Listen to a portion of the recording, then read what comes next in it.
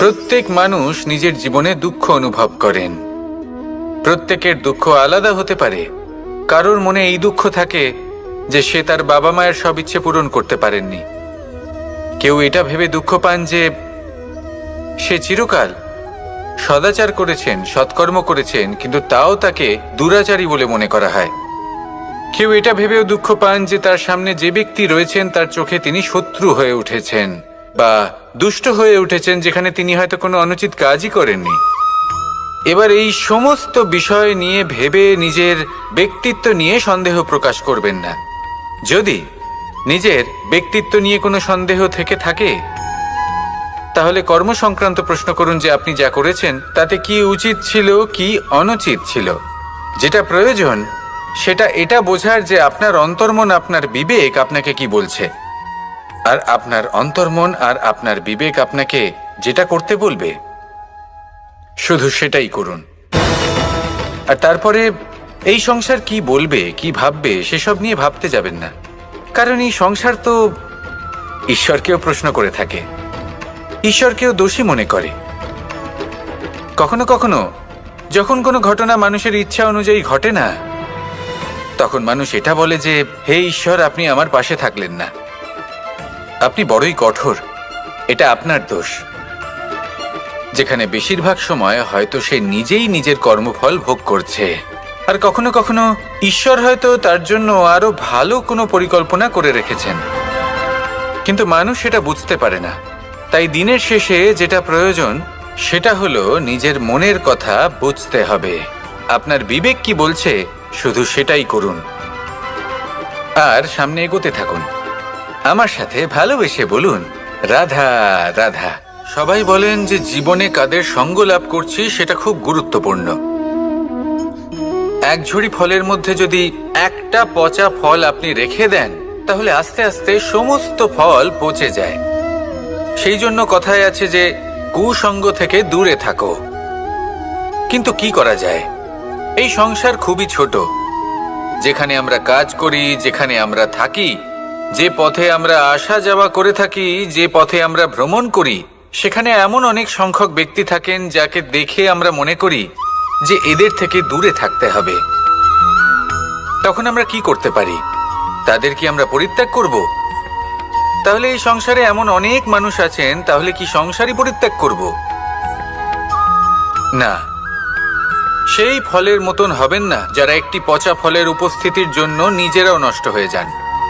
বরং হয়ে উঠুন চন্দন বৃক্ষের মতন, যেটা আসলে সাপেদের বাসস্থান, যেখানে অনেক সংখ্যক অত্যন্ত ভয়ানক বিষধর সাপ থাকে। তারপরেও এই চন্দন, সে কিন্তু নিজের শ্রেষ্ঠত্ব হারায় না, এর মূল্য কিন্তু সেই একই থাকে। মনে রাখবেন, এই সংসারে নিজের সঙ্গ বদলানোর পূর্বে নিজেকে বদলান। নিজেকে কিছুটা এমন ভাবে গড়ে তুলুন যে কেউ আসুক না কেন সে যেন আপনাকে বিভ্রান্ত বা দূষিত না করতে পারে। আসুন আমার সাথে ভালোবেসে বলুন রাধা রাধা। মানুষ জীবনে অনেক ধরনের সুখ লাভ করে, অর্থ সুখ, পরিবারের সুখ, বৈভবের সুখ। কিন্তু এমন একটা সুখ আছে যা বেশিরভাগ মানুষকে প্রভাবিত করে, কিন্তু সেই সুখ তাদের কোনো প্রয়োজনই নেই। সেটা হলো পরনিন্দা সুখ। অর্থাৎ এমন কোনো ব্যক্তিকে নিয়ে নিন্দা করা, তার প্রতি অনুচিত শব্দ প্রয়োগ করা, কারণ সেই ব্যক্তিকে আপনি পছন্দ করেন না। আর এমন অনেক মানুষ আছেন যারা এই কাজ করে খুব আনন্দ লাভ করেন, যেটা করা উচিত নয়। কারণ এতে আপনার সময়, আপনার ঊর্জা, আপনার নিজের অন্তরের ইতিবাচক শক্তি আপনি নষ্ট করে ফেলছেন। আর এই সব কিছুই আপনার প্রয়োজন আছে। যাদেরকে আপনার পছন্দ নয় সেই ব্যক্তির বিষয়ে কথাই বলবেন না। সেই সব ব্যক্তির দিকে মনোনিবেশ করুন যাদের আপনি ভালোবাসেন। সেই সব কাজে মন দিন যেগুলো আপনার ভালো লাগে। সেই বস্তুর দিকে নজর দিন যেগুলো আপনার প্রিয়, নিজের লক্ষ্যের দিকে, এই সব কিছুর দিকে নয়। এমনটা করলে আপনার জীবনে আপনি সেই সব বস্তুর দিকে নজর দিতে পারবেন যারা প্রকৃত অর্থে আপনার জীবন আরো শ্রেষ্ঠ করে তোলে। এমনটাই করুন, জীবন আরো অনেক বেশি সুন্দর হয়ে উঠবে, আর তখন এই মন প্রসন্ন হয়ে বলবে, রাধা রাধা। আজ আমরা আবার সাফল্য আর অসফলতার বিষয়ে কথা বলবো। সফল ব্যক্তি কে হয় এবং অসফল ব্যক্তি কে হয়, এই বিষয়ে আমরা আগে অনেকবার কথা বলেছি। প্রত্যেক ব্যক্তি সাফল্য লাভ করতে চান, কিন্তু প্রত্যেক ব্যক্তি সাফল্য লাভের এই কাজে সফল হতে পারেন না। এবার এটা কেন হয়, এর পেছনে কারণটা কি? কারণ হলো ভয়। সফল ব্যক্তি হলেন তিনি যিনি নিজের সিদ্ধান্ত দ্বারা এই সমস্ত সংসারকে বদলে দিয়ে থাকেন, এবং অসফল ব্যক্তি হলেন তিনি যিনি এই সংসারকে দেখে এর বিষয়ে ভেবে নিজের সিদ্ধান্ত বদলে ফেলেন। প্রয়োজন হলো নিজের লক্ষ্যের বিষয়ে ভেবে দেখার, পথের বিষয়ে ভেবে দেখার। একবার যদি আপনি পথ নির্বাচন করে থাকেন, সেই পথে অগ্রসর হতে থাকুন আর তাতে অটল থাকুন। সবসময় দৃঢ় প্রতিজ্ঞ হন। আপনি যদি কোনো পথে টিকে থাকেন আর নিরন্তর পরিশ্রম করতে থাকেন, তবেই আপনার জীবনে সাফল্য আসবে। যদি কথায় কথায় লোকে কি ভাববে, লোকে কি বলবে, একথা ভেবে নিজের সিদ্ধান্ত পাল্টান, তাহলে কখনো নিজের লক্ষ্যে পৌঁছতে পারবেন না। আসুন আমার সাথে ভালোবেসে বলুন, রাধা রাধা। মানুষের 6টি বড় শত্রু রয়েছে, আর এরা অন্য কোথাও নয়, বরং মানুষের অন্তরেই বাস করে। এই 6টি শত্রু হল কাম, ক্রোধ, মোহ, লোভ, ঈর্ষা আর অহংকার। কিন্তু এরা কি চিরকাল আপনার শত্রু হিসেবেই থেকে যায়? এদেরকে নিজের বন্ধু করে তোলা কি সম্ভব নয়? ভেবে দেখুন না। এবার যদি কথা বলি কাম নিয়ে, অর্থাৎ কামনা করা, তাহলে মানুষ যদি জীবনে কামনা করতে থাকে, তাহলে সন্তোষের অনুভূতি লাভ করতে পারে না। কিন্তু এই কামনাই মানুষের বন্ধু হয়ে উঠতে পারে। কিভাবে? ধরুন, যদি মানুষ ভাবে আমি আরো অনেক বেশি শ্রেষ্ঠ ব্যক্তি হয়ে উঠতে চাই, আর তার জন্য কর্ম করে, পরিশ্রম করে, তাহলে ভবিষ্যতে গিয়ে শ্রেষ্ঠ ব্যক্তি হয়ে উঠতে পারে কামনার কারণে।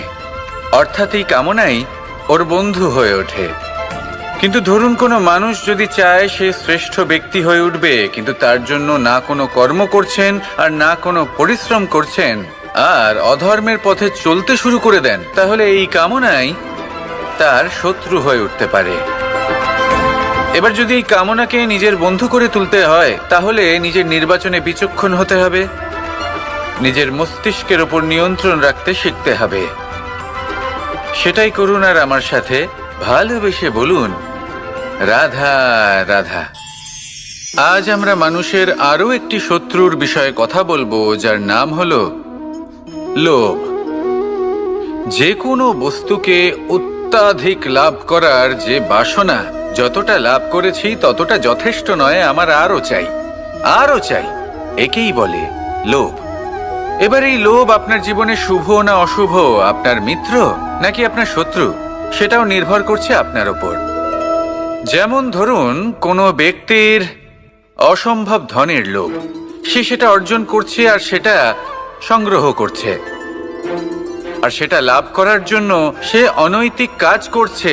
যদি এই সব হতে থাকে, তাহলে লোভ কিন্তু আপনার পক্ষে অত্যন্ত ক্ষতিকারক।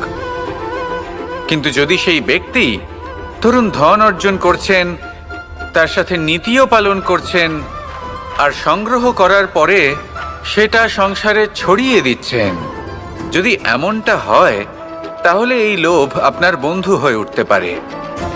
যদি আপনার সৎসঙ্গ লাভ করার, সৎকর্ম করার লোভ থাকে, তাহলে আপনি কখনো একা থাকবেন না। যদি ভালোবাসা প্রদান করার লোভ থাকে, এই সংসারকে সাহায্য করার লোভ থাকে, তাহলে এই লোভ, যা সংসারের শত্রু, সেটা কিন্তু আপনার সাথে পরমাত্মার মিলন ঘটাতে পারে। এবার এই লোভকে নিজের মিত্র করে তুলবেন নাকি শত্রু করে তুলবেন, সেই সিদ্ধান্ত আপনারই। আসুন আমার সাথে ভালোবেসে বলুন, রাধা রাধা। কখনো এই প্রকৃতির দিকে তাকিয়ে থাকবেন। এই প্রকৃতি অনেক ধরনের শিক্ষা দেয়। কোনো একটা গাছকে দেখুন কিভাবে সে মাটি থেকে জল শুষে নেয়। সে ঝড় হোক বা হোক কড়া রোদ সব সহ্য করে এবং অবশেষে সে ফল ধারণ করে। আর সেই ফল উৎপন্ন করার পরে সে ফল কিন্তু সে নিজে গ্রহণ করে না, এই সংসারকে প্রদান করে, যাতে পশু পাখি মানুষ তারা এই ফল গ্রহণ করে শক্তিশালী হয়ে উঠতে পারে, সুস্থ থাকতে পারে।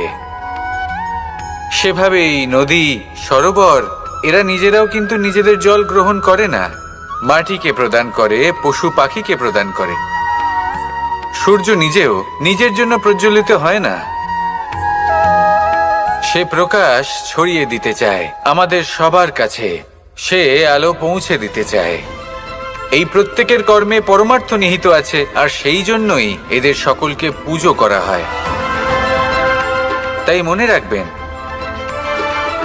আপনার কাছে জীবন যাপনের অতিরিক্ত যা কিছুই আছে তা পরমার্থের জন্য। তাহলে তার সদ্ব্যবহার করুন আর আমার সাথে ভালোবেসে বলুন, রাধা রাধা। পরিবর্তন, এটা হলো সৃষ্টির অমূল্য নিয়ম। এই সংসারে সবকিছু সময়ান্তরে পরিবর্তিত হয়, এই সময়ও পরিবর্তিত হয়। পরিবর্তন চিরকাল হয়ে এসেছে আর চিরকাল হতে থাকবে। কিন্তু এবার আমরা সেই পরিবর্তন কিভাবে লাভ করব যেটা আমাদের প্রয়োজন, যেটা আমরা চাই? আমরা জীবনে বিকাশ চাই। এই বিকাশ কিভাবে লাভ করতে পারি? এই প্রকৃতি কিন্তু আমাদের অত্যন্ত উত্তম উদাহরণ দিয়ে বুঝিয়েছে। একটি বিন্দুর উদাহরণ দিয়েছে যা ভবিষ্যতে একটা বিশাল নদীর আকার ধারণ করে। এটা কিভাবে হয়? মেঘ থেকে একটি বিন্দু ঝরে পড়ে সেই পর্বতের ওপর যেখানে হিম আছে। সেই হিমের সংস্পর্শে আসা মাত্র সেই বিন্দুর সাথে আরো বেশ কিছু বিন্দু যুক্ত হয়। তারপর তারা অগ্রসর হয়, আরো কিছু বিন্দু যুক্ত হয়, আস্তে আস্তে একটা ক্ষীণ ধারার রূপ ধারণ করে এবং সেটাই ভবিষ্যতে আরো এগোতে থাকে। অনেকটা যাওয়ার পর যখন অনেক সংখ্যক বিন্দু একসাথে যুক্ত হয় তখন সেটা বিশাল নদীর আকার ধারণ করে। এবার আমরা মানুষ বলে আমাদের সাথে এই নিয়মের অন্যথা হয় তা নয়। আমরাও এই প্রকৃতির অংশ, আমাদের ক্ষেত্রেও একই নিয়ম প্রযোজ্য। যখন পরিশ্রম করে অনেক সংখ্যক বিন্দু আমরা একত্রিত করব তখনই পরিবর্তনের নদী প্রবাহিত হবে। প্রয়োজন হলো নিরন্তর পরিশ্রম করা এবং ধৈর্য ধরা। এটা করতে থাকুন, জীবনে সব কিছু লাভ করতে পারবেন। কারণ প্রকৃতি আমাদের এটাই শিখিয়েছে, আর আমরা এই ব্রহ্মরই একটি অংশ, যার দ্বারা এই ব্রহ্মাণ্ড নির্মিত। আসুন আমার সাথে ভালোবেসে বলুন, রাধা রাধা। আমরা সকলে সামাজিক জীব। মানুষের সাথে দেখা সাক্ষাৎ করা এটা চিরকালই চলতে থাকে। আমরা কখনো কাউকে উপহার দিই, আবার কখনো কেউ আমাদের উপহার দেয়। কখনো কি এমন হয়েছে যে আপনি কাউকে একটা উপহার দিয়েছেন, কিছু সময় পরে বা কিছু মাস পরে সেই উপহারই ঘুরে ফিরে আপনার কাছেই এসেছে, অর্থাৎ সেই বস্তুটাই আপনার কাছে আবার ফিরে এলো? এরকম হয়। ছেলেবেলায় একদিন একজনের বিবাহ ছিল, তখন মা তাকে একটা উপহার দিতে চাইছিলেন। তাই তিনি একটা পোশাক বানালেন আর সেটাকে সুসজ্জিত করছিলেন। আমি দেখলাম আর জিজ্ঞেস করলাম যে মা, এই পোশাক এত সুসজ্জিত করার কি আছে? তখন মা বললেন যে কানাই, কখনো কাউকে এমনই উপহার দেবে, এমন প্রকারে দেবে যে সেটা যদি আবার ঘুরে ফিরে তোমার কাছে ফিরে আসে তাহলে যেন তোমার খারাপ না লাগে। এটাই কিন্তু হয় আমাদের ব্যবহারের সাথে, কর্মের সাথেও এবং আমাদের কথার সাথেও। তেমনই আচরণ করবেন যে আচরণ আপনি সহ্য করতে পারবেন। যদি মুখ থেকে কটু কথা বেরোতে থাকে তখন নিজেকে সংযত করে নিন। সেই শব্দই প্রয়োগ করুন যেটা আপনি তার বদলে শুনতে চাইবেন এবং আপনার দুঃখও হবে না। কারণ আপনার কর্ম এমন একটা উপহার যেটা আবার ঘুরে ফিরে ফলস্বরূপ আপনার কাছেই আসবে। সেই জন্য নিজের আচরণ শুভ করুন, নিজের মানসিকতা শুভ করুন, নিজের মুখ থেকে মধুর বাণী নিঃসৃত করুন, আর এইভাবেই মধুরভাবে বলুন, রাধা রাধা। এই সংসারে প্রত্যেকটা জিনিসের নিজস্ব একটা বিশেষত্ব আছে, আর তার বিশেষত্বর জন্যই তাকে বিশেষ গুরুত্ব দেওয়া হয়। যদি কথা বলি অস্ত্রের, যেমন তরোয়াল, তরোয়াল নির্মাণ করা হয়েছে রক্ষার জন্য। কত তাড়াতাড়ি সে সামনে উপস্থিত শত্রুকে নিধন করতে পারে। এবার এই তরোয়ালের কোন গুণটা দেখা প্রয়োজন? সেটার ধার। সেই বস্তুটি নয় যার মধ্যে এই তরোয়াল রাখা হয়। সেইভাবেই যদি আমি কথা বলি বাণের, তাহলে এটা প্রয়োজনীয় নয় যে সেই বাণ কতটা তীক্ষ্ণ, কতটা বলশালী। এটা দেখা প্রয়োজন যে তার আকারটা কেমন। সে কি বাতাস ভেদ করে নিজের লক্ষ্যে পৌঁছতে পারবে? সেটা বেশি গুরুত্বপূর্ণ। সেই জায়গাটা নয় যেখানে সেই বাণ রাখা হয়। ঠিক সেইভাবে যদি আপনি কোনো মানুষেরই মূল্য বুঝতে চান, তাকে পরখ করে দেখতে চান, তাহলে তার জাতি, তার ধর্ম, তার রূপ, তার আকার, সেগুলো দেখে তাকে পরখ করতে চেষ্টা করবেন না। তাকে পরখ এই সব কিছুর ভিত্তিতে করবেন না। তার স্বভাবটা দেখুন, তার গুণ দেখুন, তার প্রতিভা দেখুন, তার কর্ম দেখুন, কারণ এটাই সেই ব্যক্তির আসল পরিচয়। এটাই হলো তার অস্তিত্ব। যখনই আপনি কোনো নর্তককে শ্রেষ্ঠ নৃত্য প্রদর্শন করতে দেখেন, তখন আপনি কিন্তু এটা ভাবেন না যে সে কোথা থেকে এসেছে, সে কি খায়, ওর বন্ধু বান্ধব কারা। আপনি তার নৃত্য দেখেন, ওর শিল্প দেখেন, সেটারই প্রশংসা করেন, সেটাকেই সম্মান করেন। সেইভাবে এই সংসারে সকলকে সম্মান করুন। আর এই সম্মানের আধার হওয়া উচিত তার গুণ, তার স্বভাব, তার কর্ম, তার রূপ আর তার বেশভূষা নয়। আসুন আমার সাথে ভালোবেসে বলুন, রাধা রাধা।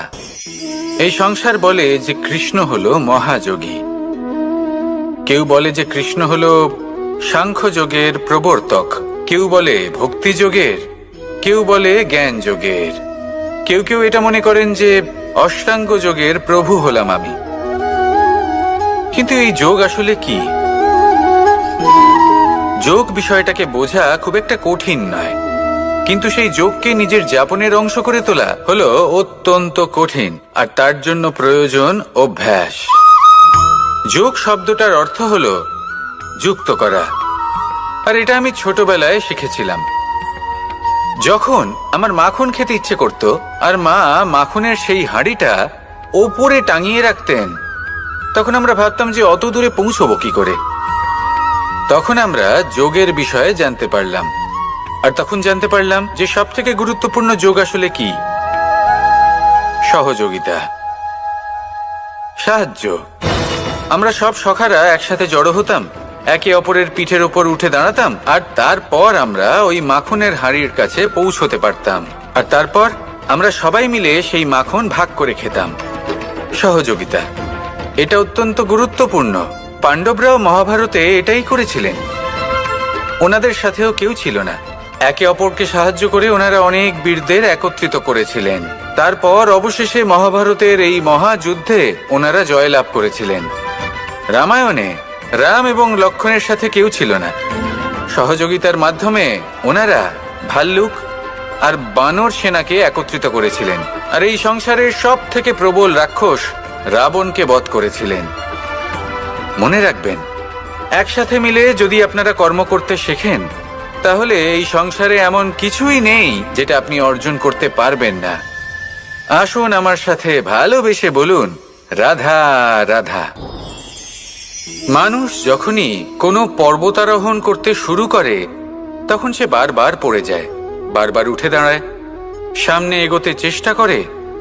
কিন্তু যদি সে দৃঢ় নিশ্চয় করে থাকে, তাহলে সে অবশেষে সেই পর্বতের শিখরে পৌঁছেই যায়। চলার পথে যদি বড় কোনো পাথর চলে আসে, বা পর্বতের কোনো বড় অংশ সামনে আসে, তাহলে সে তার সাথে ধাক্কা খায় না, সে পথ বদলে নেয়। কিন্তু বাধা তাকে সবসময় পেতেই হয়, আর সেই বাধা সে পায় ছোট ছোট পাথরের দ্বারা। তাদের উপর পা পড়লে তার পা পিছলে যায় আর সে পড়ে যায়। এই ছোট ছোট পাথর হলো আমাদের জীবনের সেই ছোট ছোট সমস্যা, সেই ছোট ছোট ভুলগুলো যেগুলো আমরা অবজ্ঞা করতে থাকি। আমরা ভাবি এর দ্বারা কি বা ক্ষতি হবে, কিন্তু সেগুলোই অনেক সময় আমাদের অসফলতার কারণ হয়ে দাঁড়ায়। যত তাড়াতাড়ি সম্ভব এই ছোট ছোট পাথরগুলিকে জীবন থেকে তুলে ফেলে দিন। ভুল হওয়াটা স্বাভাবিক, কিন্তু তার মানে এই নয় যে বারবার সেই ভুলের পুনরাবৃত্তি ঘটবে। ভুলটা বুঝুন, সেটা স্বীকার করুন আর সেটা শুধরে নিন। যখন আপনি এটা করতে শিখবেন, তখনই খুব তাড়াতাড়ি আপনি সেই শিখরে পৌঁছতে পারবেন। আর যখন পৌঁছে যাবেন, তখন এই মন প্রসন্ন হয়ে বলবে, রাধা রাধা। সূর্য এই সংসারকে আলো প্রদান করে।